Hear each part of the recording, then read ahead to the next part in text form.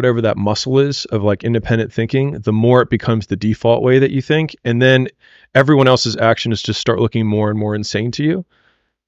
What's an example of that you can think of? I mean, shoot, just the most basic ones of like living the life that you don't want, not wearing what you want to wear, not dating who you want to date, not living where you want to live. Like you're living at home and you want to move and your parents say no and you don't make the move, or you're dating a girl because she's socially accepted, by your friend group. She's safe, but like there's always some distance in between you, but you're like, I don't want to risk it. Right. Or like you're in the job and every day you go there and you're like, I mean, it's okay. And the idea of just living an okay life just sounds so terrifying to me that the freedom to fail over and over again is still more fulfilling to me. At least it feels like it's real than walking through kind of on autopilot. And so I think that's a lot of the choices that other people make that seem insane to me now, but didn't seem insane to me a decade ago. You know what I mean? I think it's just like, as you practice taking more agency, taking more responsibility for the decisions, then you just get better and better at it. And then it just seems more and more ridiculous. They're like, I just can't quit my job. And you're like, why? Like, no, physically, why? Like, why can't you quit your job? Like, you know what I mean? They start hyperventilating. And it's like, could you move in with your parents? Could you move in with a friend? Could you split rent? I mean, I could, but I mean, other people who are going to die in 100 years would think what? And one of my favorite ones is, and I say this all the time to Layla, like whenever we're getting to some sort of like mini complaint, it's like, if you zoom out far enough, you can't see the earth. So we're talking about like, oh man, they're going to mess up this order on this vendor's, blah, blah, blah. I was like, if you zoom out far enough, you can't see the earth. It's just like, it just puts everything immediately into perspective of how ridiculous some of the things that we're concerned about are. Sean Puri's got this thing where he says, don't follow what most people do because you don't want the results that most people get. The average person is obese, likely to be divorced, and has less than 1K in the bank. It feels safe to do what everyone else is doing, but it's actually a terrible decision. It's like the best way to guarantee to not have the life that you want is to do what everyone else is doing. Unless you want what everyone else has, which no one does.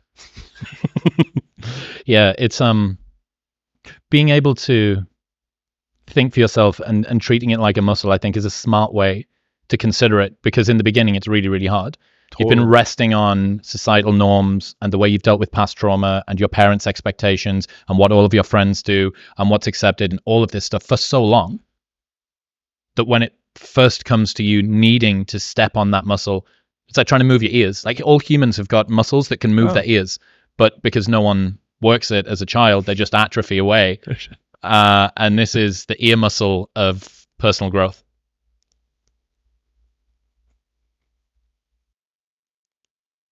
I think I had a lot of practice with it because so like a lot of people have many voices that they hear that they feel are judging them, right? They have their friends, they have their uncle, they have their siblings, they have their cousins, coworkers, whatever.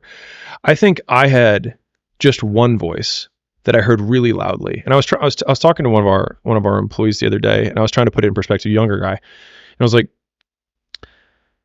I imagine how much you care about your mother's opinion and your father's opinion and and all of those other people. I was like, and now imagine that there's literally only one, because I had no siblings. I basically had no mother. I had just a father. And so like his approval was literally everything. And he disapproved of the path that I wanted to take in my life. And so I think a lot of these mental faculties or these little frameworks or these isms just came from like, how can I combat this incredibly booming voice in the background? Because like when I look at what I was doing at the time, like I was a consultant, I graduated in 3 years, I took the consulting job, I did all the things. But the craziest thing was that the moment that my father was most proud of me and he approved of my life the most was when I was the saddest. And so that's when I was like, maybe his approval isn't the right way to feel good about life. And so that started basically the 6-month journey from when I decided that I wanted to change my life till when I changed it. And I think that like as you become more able or more potent or higher agency, that timeline between when you decide you want to do something and when you actually do it just continues to compress, right? Like now if I want to change something, I'm like, let's change it, like done. We walk out of a thing, I was like, we're never going to do that podcast again, or I don't want to talk to this person again, or whatever it is, right?